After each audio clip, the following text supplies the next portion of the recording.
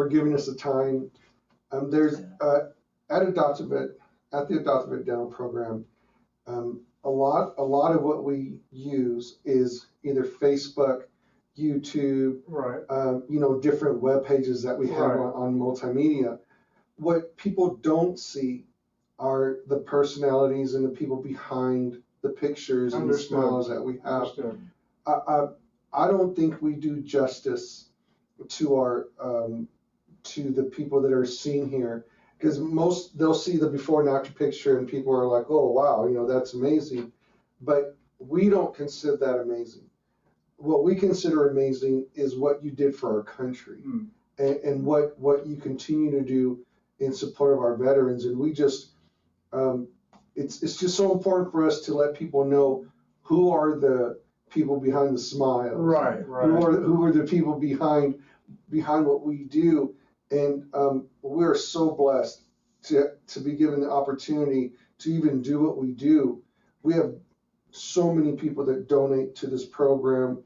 The state has graciously given us some funding as well, and we want to show them what they give to. Right. We want to show them the people behind the smiles, right. like who it is that's actually doing it. So, if you don't mind, can you introduce yourself and let people know who you are? I can do that. You can just let us know. My name is David Jones. I'm a former sergeant in the United States Army, Quang Tri Province, South Vietnam. Okay. So where were you born? I was born in Las Vegas. Las Vegas. So you're a Nevada resident. Well, I spent a lot of my younger years in California. Okay. Whereabouts in California? In the Bay Area and Los Angeles. So you grew up, you went to school here as well, or did you go in San Diego? I went to school in Gilroy, California. Okay, Gilroy. And then in Las Vegas. And then when I got out of the military, I went to junior college in Cerritos, California. Okay. And so how did the Army come into play? Like, how did that happen? Well, my dad was in World War II. Oh. My brother was in Korea, but not during the fighting. It was later after that. Okay. Basically, every male in my family has been in the Army, and I figured it's my time. I love it. My family's the same way. It's, I just figured, I got to do something to help this country out, and that's how I felt. That's amazing. So where did you go to boot camp at? Oh, God. Fort Bliss, Texas. Fort Bliss. El Paso. Wow. The armpit of Texas. No, don't say that. That's so funny. I was born in El Paso. Really? Yes, oh, my God. Boot camp. What do you remember most about, what year did you go to boot camp? 1966. Let us know, what was boot camp like in 1966? It was probably one of the hardest things I've ever done in my life. Really? Up at 4 o'clock in the morning, calisthenics, and then all the training. The drill sergeants were not the nicest people in the world, but then again, that was their job. Sure. And I thank them for that, because it probably saved my life. Sure. Because of some of the things they taught me. Sure. It was just a whole different world. We got in there, we left the depot in Los Angeles. They flew us there, and it was just, what am I doing here? I'm thinking to myself, what have I gotten myself into? Sure. But as time progressed, you got better at what you were being trained to do, and it felt good. Sure. So you weren't drafted. I enlisted. You enlisted. Right. It's amazing. Every male in my family always enlisted. They didn't get drafted. Sure. So as far as boot camp's concerned, I know my experience with the food in boot camp. What was your experience with the food? The food actually really wasn't bad. That's what I thought. That's what I thought. We got 3 meals a day, and they got as much as you wanted, and it was good. Sure. It was all right. Sure. Vietnam, now it's a different story. So now boot camp is over. Did you go home on leave before? I went home for 30 days. Okay. And then I went back for AIT. Okay, training. And my MOS was 95 Bravo, which was military police. Okay, military police. And I went to Fort Gordon, Georgia. Oh, Georgia. And there again, that was the armpit of Georgia. You know, what can I say? So no luck from the very beginning. That's No. funny. But I went through military police training, came out number 2 in my class. Nice. I had every intention of becoming a police officer when I got out of the military. Sure. But after Vietnam, I didn't want anything to do with guns anymore. Sure. Sure. A lot of our followers, I did let them know that I was going to interview someone that had your experience. Every individual that's seen here at Adoptive Ed has their own kind of catalog of what happened to them in the military. Right. So, and we're just grateful for any service. It doesn't matter where you were at. But if you don't have to go into it, but what campaigns were you in while you were in the military? Okay, we basically, after AIT, I took another 15-day leave. Okay. And then reported to the transportation area, and they put us on a C-130 and flew us to Saigon. Okay.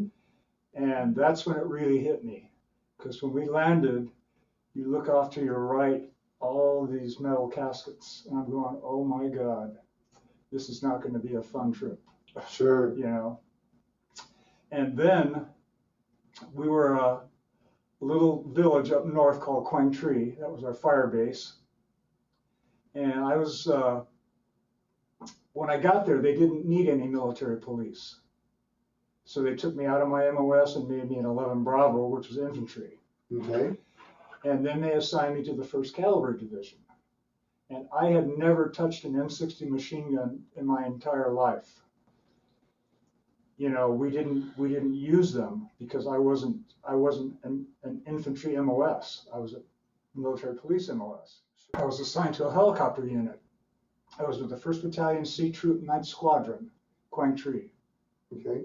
And what we did, we flew troops in and out of the field, and I was a door gunner. They actually took me out for about 2 hours and taught me how to use the M60. You know. Goodness. And then you're hanging your butt out that door, you know, looking for ground fire. What we did, we would go out, we would have normally 4 ships full of troops, and then 1 in front, 1 in back, and 2 on each side of cover ships. And they were Huey UH-1B Cobras. And we were the first unit to be outfitted with miniguns and rockets. Wow. And we could do some damage. Sure. But I did that for about 13 months and then came home. Good. But I still had 18 months to go, so they sent me to Germany. Okay. They said, where do you want to go? I said, Germany. They said, you're gone. Sure. Then they put me back in my regular MLS, which is military police. Sure. Just going, oh my God, what's going on here? So La Drang is where you were at? What's that? La Drang? Quang Tri. Quang Tri. Okay. Oh, that's awesome. Right there. Sure. And I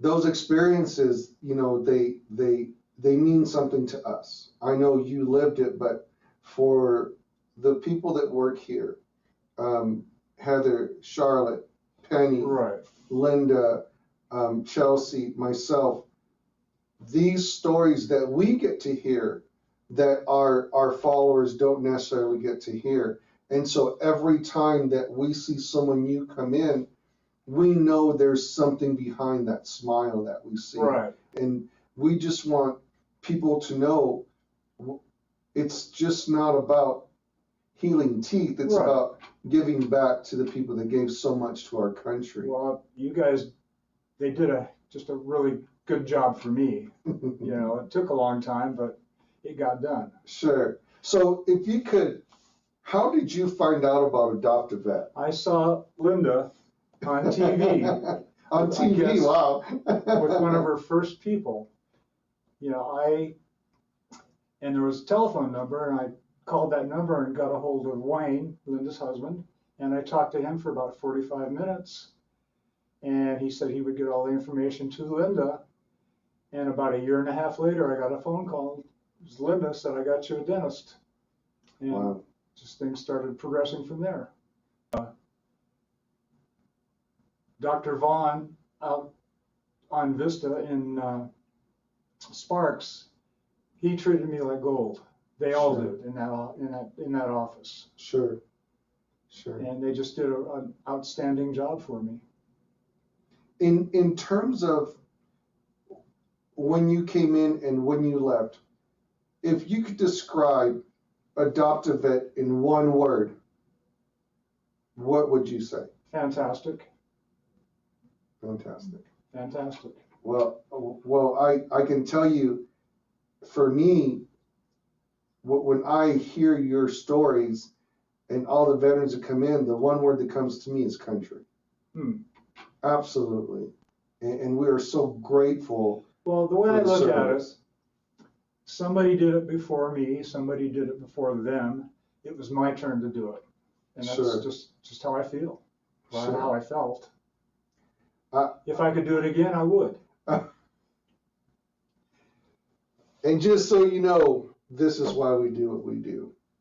And I just, there's not enough words or enough, whatever we can do is enough to repay each and every one of you for what you've done. Very, very greatly appreciated. Yeah, you know? And I appreciate the time you took away from your day to come and talk to us. That's not a problem.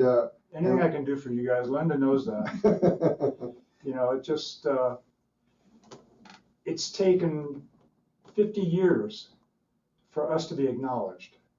And that really, really, when I first came home, I had people spit at me when I was in uniform, call me a baby killer. I said, hey, I did what I had to do, you know. Somebody had to do it. Those people were being oppressed by the North, and I wanted to try and help out. I get it. Strange. But, you know, people, I wear my hat all the time because I'm very proud of it. And I was sitting in, where was it? The Gold Dust West having breakfast. It's been probably 6 months ago before all this crap started. But I had a gentleman walk up to me, shake my hand, and thank me, and he bought my breakfast for me. I'm going, wow, that was really cool. Right. You know? But people are starting to acknowledge what we did wasn't bad. Sure. It's something we had to do. Sure. I think that's, I think it's hard sometimes for people that have not been in that type of situation where you're given an order and you do what you're told. That's the bottom line. That's it. In today's society, maybe not so much. And it's unfortunate, but you know, but with that, thank you so much for your service. Thank you. And we're so happy that we can still communicate. Yeah, and absolutely. And it's never too late. I think that the largest tragedy is if it never happens. Right. And unfortunately, it took so long for the Vietnam era veterans, but we will never forget. And I appreciate your time. My pleasure.